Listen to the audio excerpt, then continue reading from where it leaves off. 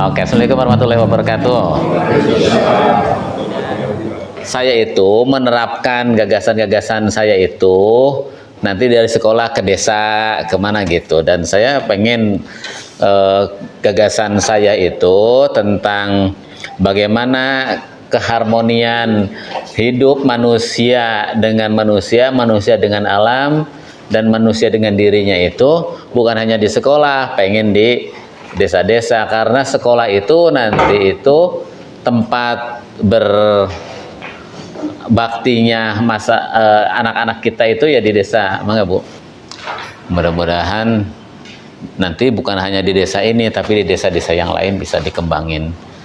Dan sekarang kan udah mulailah ya, jadi udah tumbuh, kita terus bergerak menyadarkan, karena semuanya itu harus berangkat dari kesadaran ya Pak.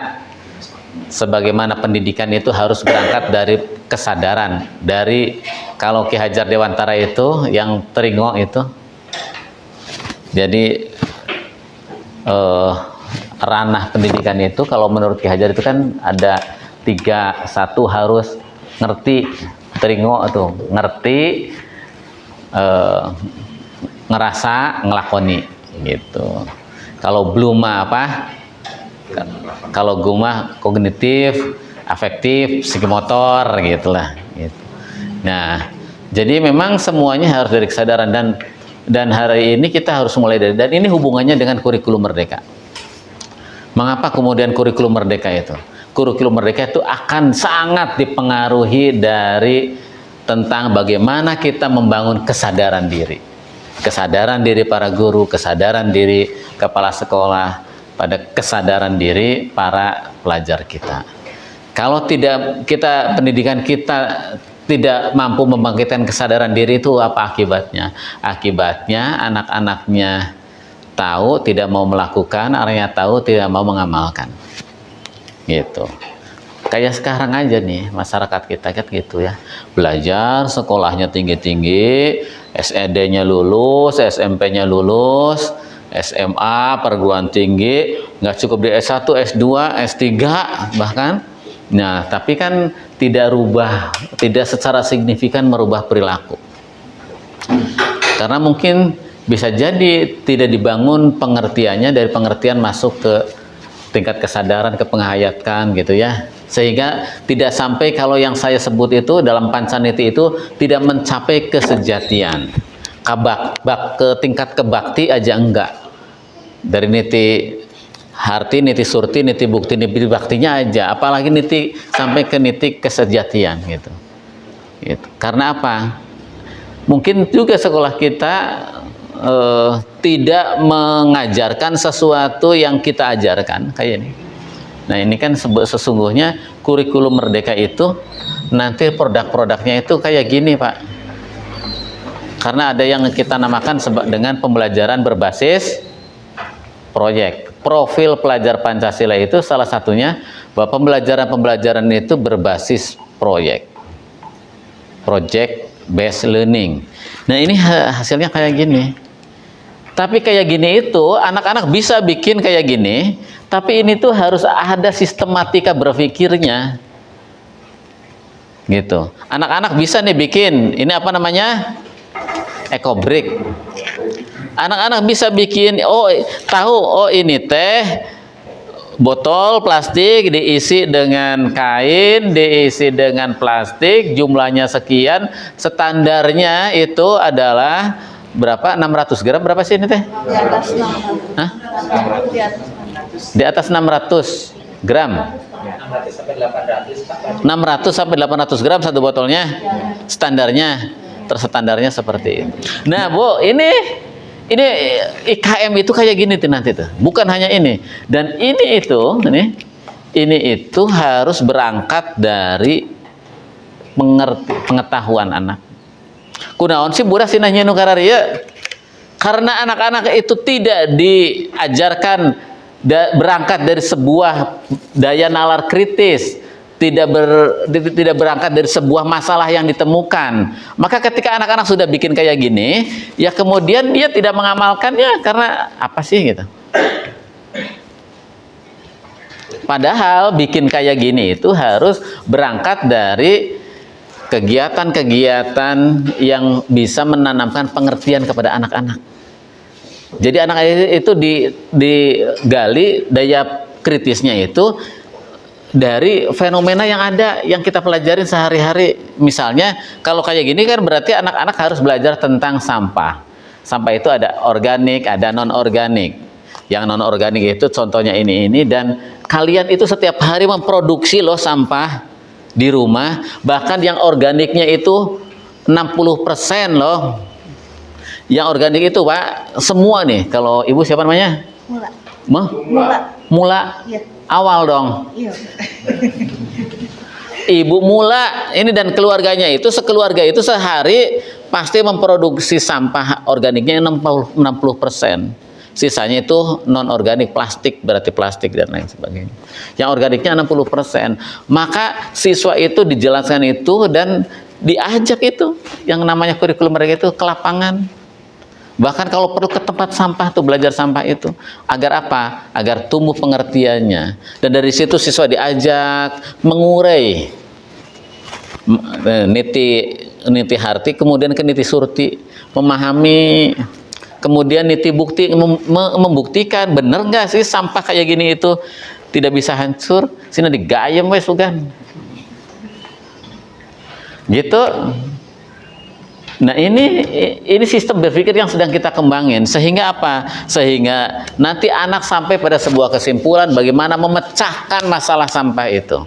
Karena anak-anak kita tidak diajarin tentang sampah. Sampah itu ya sampah, sampai hanya pengertian, kemudian tidak sampai pada daya pikir kritis, sehingga anak-anak kita sekarang Bu, kalau makan itu buang di mana aja Bu, bukan hanya anak-anak sekolah kok, orang tuanya juga sama.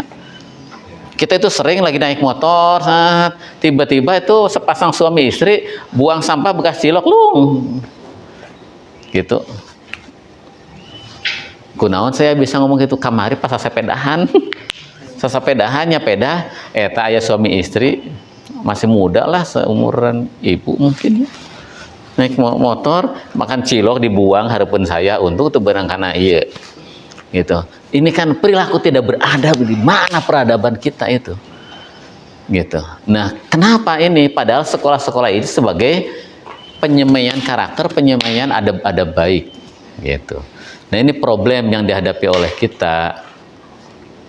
Karena anak-anak mungkin bisa jadi tidak sampai ini PR besar sekolah, bisa jadi sekolah kita itu tidak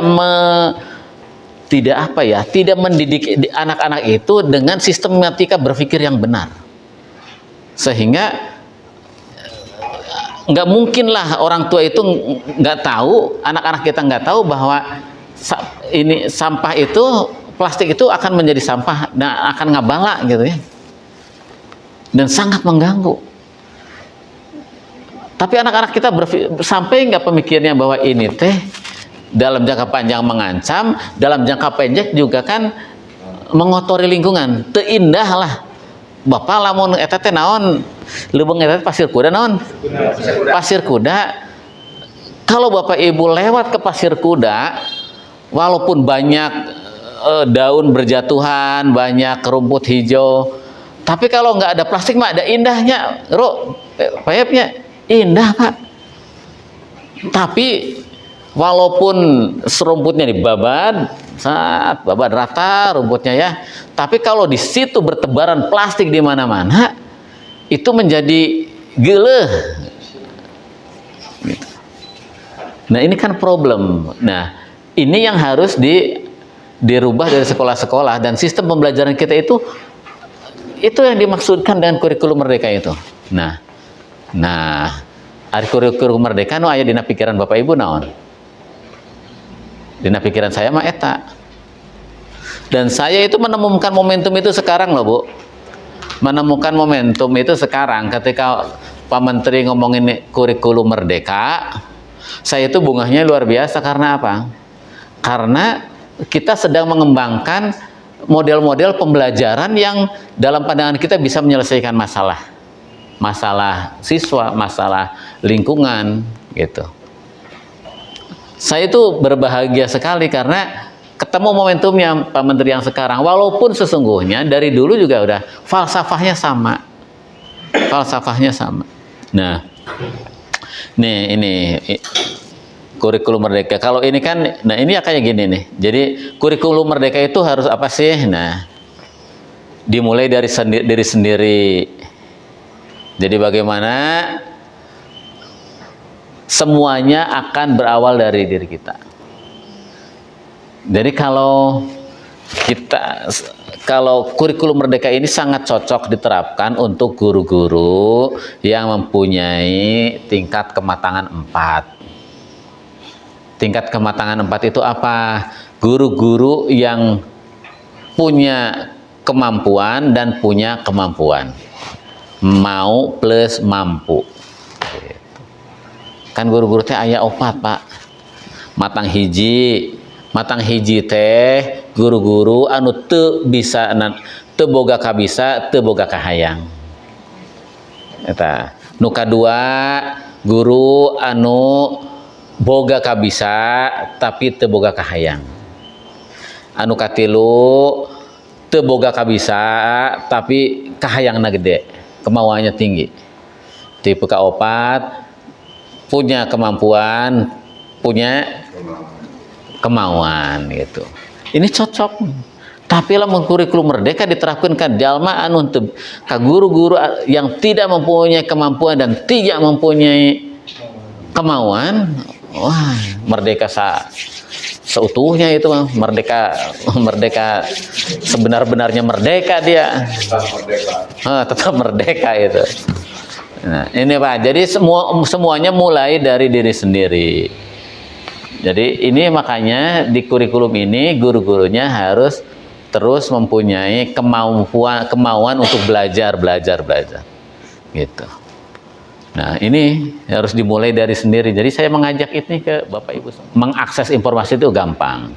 Sehingga guru-gurunya lamun uangnya ada secara bertahap dicicil beli laptop. Nanti kasih dulu wakil kepala sekolah dulu, jebret gitu.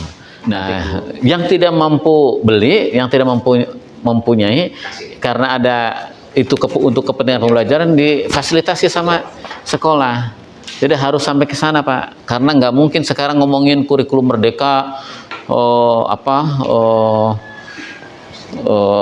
platform merdeka mengajar, bikin platform merdeka mengajar kan harus dibuka aplikasinya. Kalau nggak punya laptop, nggak punya HP, gimana? Kan laptop pemerangkat. Jadi gimana mau buka platform merdeka mengajarnya? Retina coet. Kan nggak mungkin. Dan jadi kepala sekolah itu harus terus menyiapkan sarana prasarananya. Nah, jadi karena kita itu yang tatanan di Balai Atikan itu kan sesungguhnya semangatnya itu udah merdeka belajar itu, Pak. Udah kurikulum merdeka.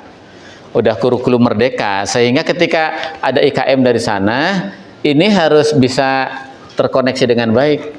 Ada harmonisasi gitu. Kan dari dulu saya udah ngajarin, udah menyampaikan. Kita itu di tatanan di Balai Atikan itu nanti pembelajarannya itu terkoneksi antar mata pelajaran. Bahkan saya pernah ngomong di sini. Terkoneksi antar mata pelajaran. Ternyata di kurikulum merdeka itu persis itu yang diinginkan seperti itu. Terkoneksi antar pembelajaran. Jadi satu mata pelajaran itu nanti ini bisa dilakukan antar mata pelajaran. Intrakurikulernya itu terkoneksi antar berbagai mata pelajaran. Gitu. Kemudian saya dulu sering menyampaikan nanti itu pembelajarannya itu adalah gimana kontrak antara guru sama murid. Murid-murid sama guru-gurunya ngobrol, ini kita setahun akan belajar tentang ini, kira-kira kita mana dulu yang mau kita pelajarin, menurut kamu yang mana nih? Kan sekarang itu capaian pembelajaran, Bu.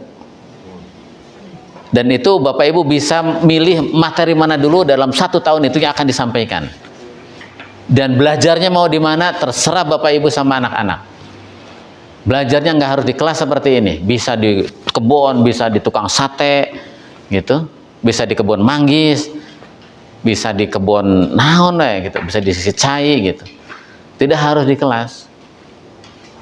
Dan kurikulum Merdeka menginginkan itu. Terus saya juga dulu sering menyampaikan di kita itu pembelajarannya anak-anaknya itu harus berbasis produk. Dan berbasis produk itu di kurikulum ini itu yang diinginkan adalah proyek pembelajaran profil pelajar Pancasila dengan tema-tema, saya baca temanya semuanya, itu adalah tema-tema yang selaras dengan kebijakan kita. Gaya hidup berkelanjutan misalnya, kearifan lokal. Loh itu kan kita banget TDBA banget Bu, gaya hidup berkelanjutan tema proyeknya.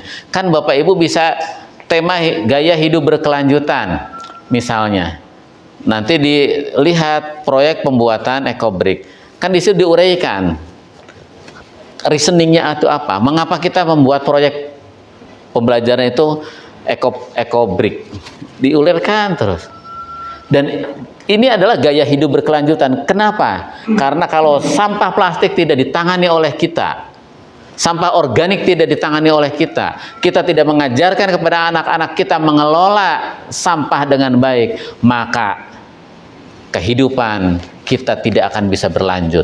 Kehidupan mikroorganisme tidak bisa berlanjut, keseimbangan ekosistem kehidupan ini akan ada yang terputus, akan ada yang hilang. Gitu. Itulah gaya hidup berkelanjutan. Terus kearifan lokal. Ya nanti dibikin proyeknya, proyek pembelajaran tentang kearifan lokal itu apa, nilai-nilai apa yang ingin diambil. Gitu. Ini yang diinginkan oleh kurikulum Merdeka, sehingga kemarin saya minta diharmonisasikan biar nanti di dokumen satunya itu sudah muncul di situ visi misinya itu yang mengangkat tentang kurikulum Merdeka dikaitkan dengan tatanan dibalaiatikan yang mempunyai berbagai macam tema itu. Dan harus diingat bahwa saya sering sampaikan juga bahwa tatanan dibalaiatikan itu bukan yang dikejar struktur kurikulum. Bukan struktur lingkungan. Bukan struktur lingkungan. Kalau struktur lingkungan kan tatanan dibalaiatikan itu menginginkan sekolahnya menjadi hijau, kemudian warga sekolah membuang sampah dengan baik, lingkungan tertata dengan baik, lingkungannya menggunakan kekuatan alam untuk bisa terus bertumbuh dan berkembang. Kalau kita tidak, bukan tatanan dibalaiatikan itu bukan hanya struktur lingkungan, bukan hanya bikin sekolah hijau, bukan hanya bikin memanfaatkan bagaimana lahan satu jengkal itu bisa manfaat, bukan. Tapi tatanan dibalaiatikan itu adalah struktur kurikulum. Dia harus masuk ke dalam berbagai macam mata pelajaran, diinsersikan ke dalam intrakurikuler, ke dalam kokurikuler yang sekarang disebut P5 itu proyek penguatan profil pelajar Pancasila, dan satu lagi ekstrakurikuler gitu. Sehingga apa? Tatanan dibalaiatikan itu sesungguhnya nilai yang harus dimasukkan di sekolah-sekolah. Karena apa? Karena tatanan dibalaiatikan itu nilai-nilai yang harus disadari oleh semua warga sekolah bahwa ini adalah untuk keberlangsungan kehidupan manusia. Di sana kita mengajarkan bagaimana tentang pola hubungan antar makhluk hidup, antar mikroorganisme, antar manusia dengan manusia dengan alam, dan manusia dengan Sang Maha Pencipta, di mana kita dorong anak-anak kita mengenali dirinya. Dari mengenali dirinya itu nanti dia akan mengenali Tuhannya. Kita ingin apa? Ingin menumbuhkan kesadaran ekologi, kesadaran sosial, dan kesadaran spiritual. Itu nilai yang kita usung dari sistem pendidikan di Kabupaten Purwakarta. Maka apa? Maka nanti ketika Bapak Ibu ngajar apa? Seni budaya. Kamu seni budaya. Maka seni dan budayanya itu bagaimana mengajarkan kepada anak-anak berkesenian yang menggunakan pola lingkungan, yang berbasis kepada lingkungan. Bahwa anak-anak kita itu harus menyadari betul bahwa hidup tanpa seni dan seni tanpa berpihak kepada lingkungan itu tidak akan mempunyai makna apa-apa bagi kehidupan. Bikin seni dari botol misalnya, bisa dari botol bekas. Bikin apa ya, tikar ya, ada kan tikar ya. Bikin tikar dari bungkus kopi, bikin tas dari bungkus kopi, membuat rancangan busana dari bungkus kopi. Nah, itu yang didorong. Karena apa? Membuat anak-anak berpikir kritis, solutif, memecahkan persoalan lingkungan. Tapi menjadi seni, menjadi kreativitas, dan menjadi indah. Kursi-kursi itu kan hasil produk berkesenian sebenarnya, produk kebudayaan sebenarnya. Dan itu kesenian yang menyelesaikan masalah kehidupan manusia, menyelesaikan masalah lingkungan. Gitu. Terus. Jadi ini kurikulum mereka itu kahayangna gitu tah. Jadi jangan belajar terpaku di kelas-kelas, budak nah ti isuk nepi ka sore, ieu mah rada leuheung ieu. Saya sering masuk ke sekolah-sekolah, aduh pak panasna, geus panas barudak lulumpatan bau. Nah. Ampun, kamu di SD, di SMP mah geus rada leuheung lah nya. Di SD ventilasina ieu kelasna panas poek, jadi da kehalangan di bangunan belah ditu. Rek teu stres kumaha barudak urang diajarna. Bawa lah pak, diekeun we, diajar di dieu teu naon atuh. Gitu. Belajar air aja ke walungan, karena konsepnya abstrak kalau di sini nggak ada. Sehingga dari sana anak-anak bisa mengamati air mengalir dari tempat yang tinggi ke tempat yang rendah teh kumahanya. Maksudnya saya hujan cuma tinggi rendah itu, padahal itu sungai itu sudah menjadi gambaran. Pasti air itu di ukuran di 0, sekian mil aja udah turun tuh. Tuh nak, air mengalir dari tempat yang tinggi ke tempat yang rendah itu tuh dari sana, dan kemiringan sekian mili aja udah ngalir. Bayangkan, coba apa kalau hukum alam ini oleh kita, oleh manusia diganggu? Gimana hukumnya? Pasti hukumnya itu akan menimbulkan akibat yang baru lagi. Gitu, muncul masalah. Kalian nih tuh sampah sekarang sehari 1 sampah. Nah itulah terkoneksi tuh. Nah, nanti dari situ bagaimana cara ngatasi sampah itu, gitu. Ini pembelajaran. Ini yang akan mengangkat daya kritis mereka, sehingga kan kemampuan berpikirnya juga harus kemampuan berpikir tingkat tinggi, gitu. Yang hot itu bernalar kritis, kreatif, kolaboratif, komunikatif. Jadi dari situ anak-anak bisa nanti berpikir kritis, bisa mengkomunikasikan, bisa menceritakan. Nanti dari tinggal guru bahasa Indonesianya bikin narasi tentang air, guru keseniannya membuat puisinya tentang air, membuat lagunya tentang air, gitu. Membuat puisi tentang sampah, membuat lagunya tentang sampah, membuat esai guru bahasa Indonesia teks prosedurnya tentang sampah, bahasa Inggrisnya tentang sampah. Jadi semuanya itu berbicara satu tema yang kemudian akan menjadi kekuatan untuk merubah berpikirnya. Itu bisa dilalui, bisa. Dari mana? Dari memberikan pengertian, pemahaman. Dari situ nanti terus berpikirnya tingkat tinggi terus. Gitu.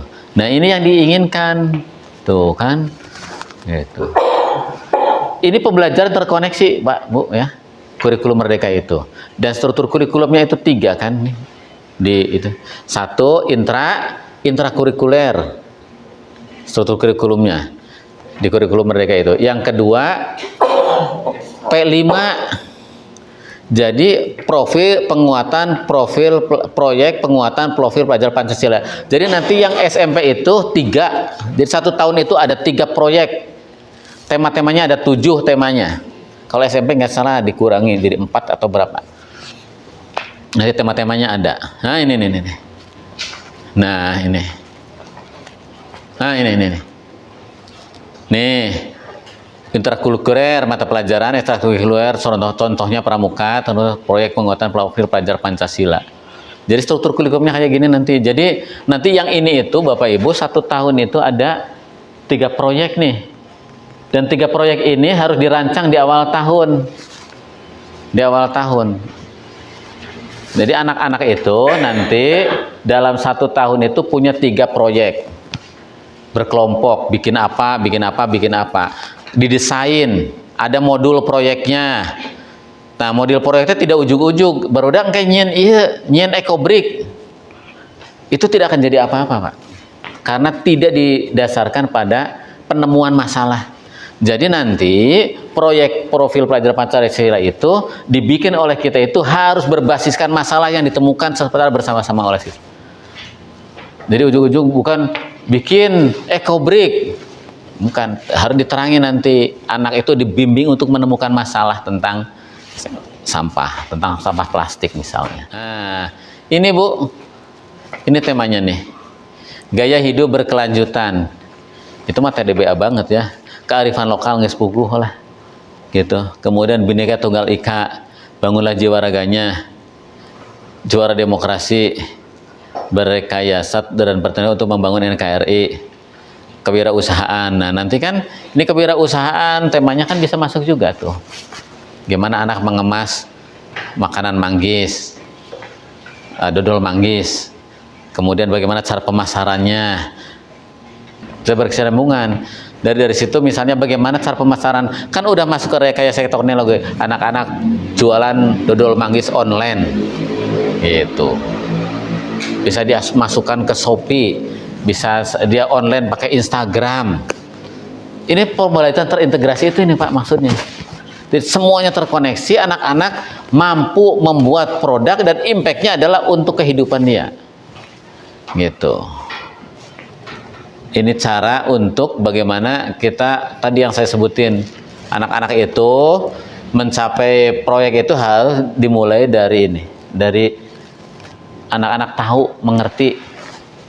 Bisa nggak anak-anak menerapkan kalau tidak mengerti? Tidak, Pak.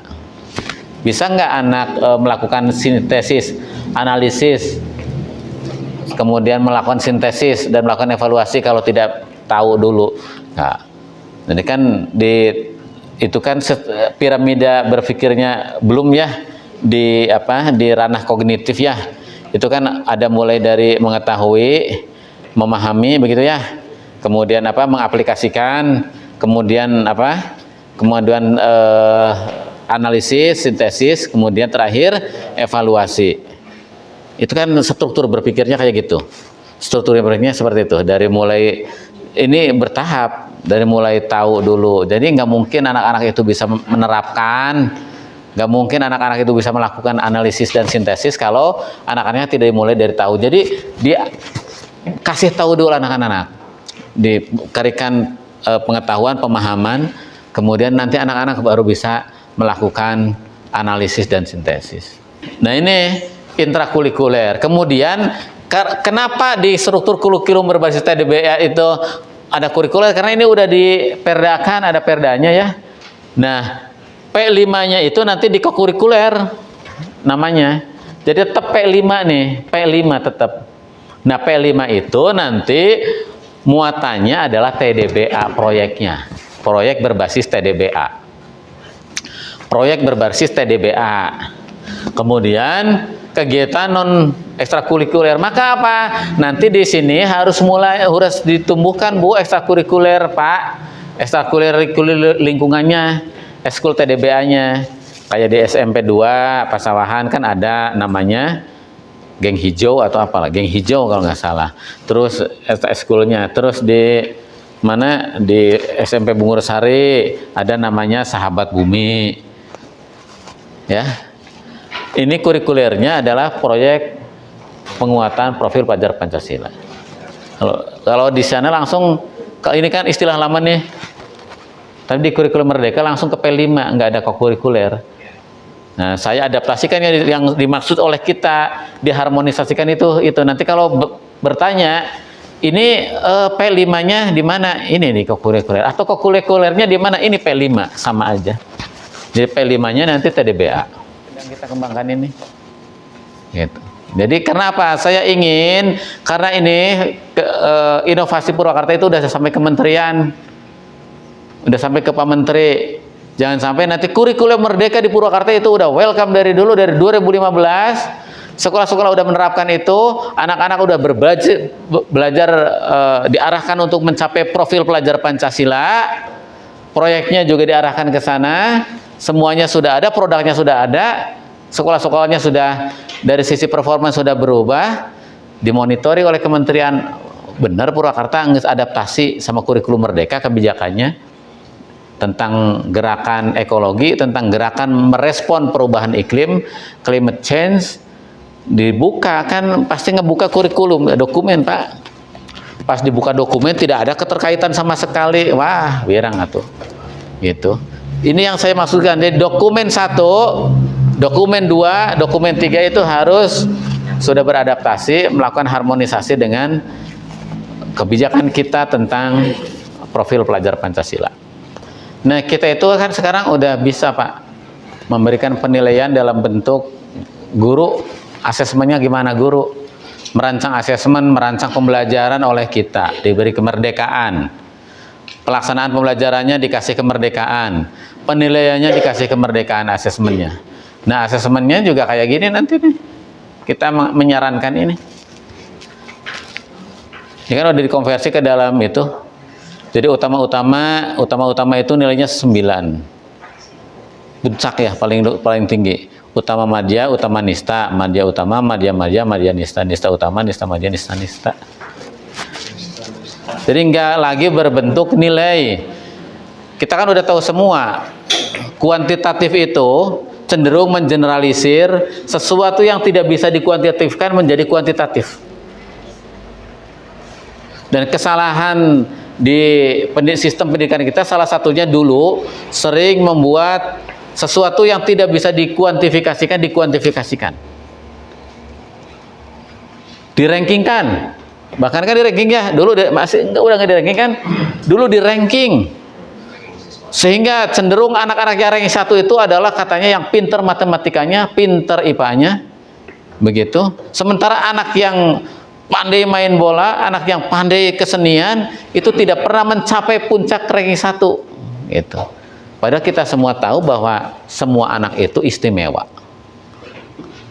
Cuman kita biasanya menilai itu anak pintar itu karena distandarisasi pakai angka-angka, maka yang pintar kimia, pintar matematika itu cenderung mempunyai peringkat nomor 1. Padahal kesalahan fatal.